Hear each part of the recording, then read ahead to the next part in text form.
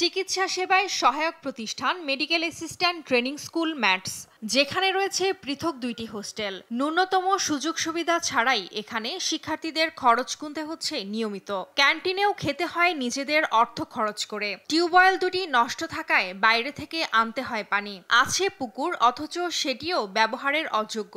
নেই ব্যবহার উপযোগী খেলার মাঠ।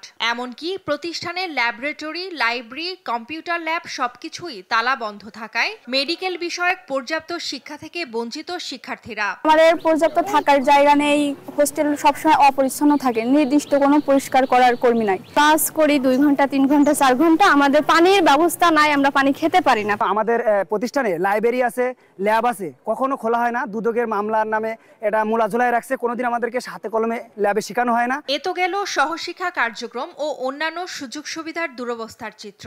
এবার আসা যাক মূল পাঠদানে। 15 জন শিক্ষকের পদের বিপরীতে এই প্রতিষ্ঠানে নেই কোনো স্থায়ী শিক্ষক। মাঝে মাঝে বাইরে থেকে 2-3 জন শিক্ষক এনে পাঠদান কার্যক্রম চালালেও এখন সেটুকুও বন্ধ।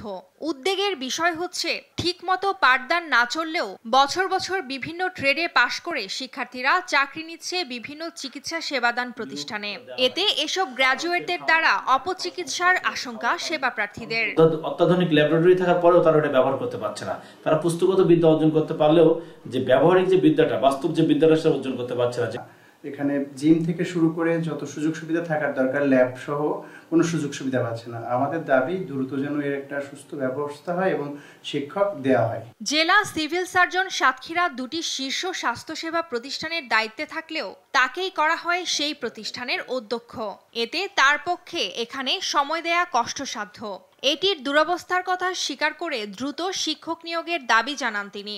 সেখানে একজন প্রিন্সিপাল থাকার কথা, অনেকগুলো লেকচারার থাকার কথা, অফিস স্টাফ থাকার কথা, অন্যান্য স্টাফ থাকার কথা। সেখানে কোনো স্টাফের পদ সৃজন হয় না।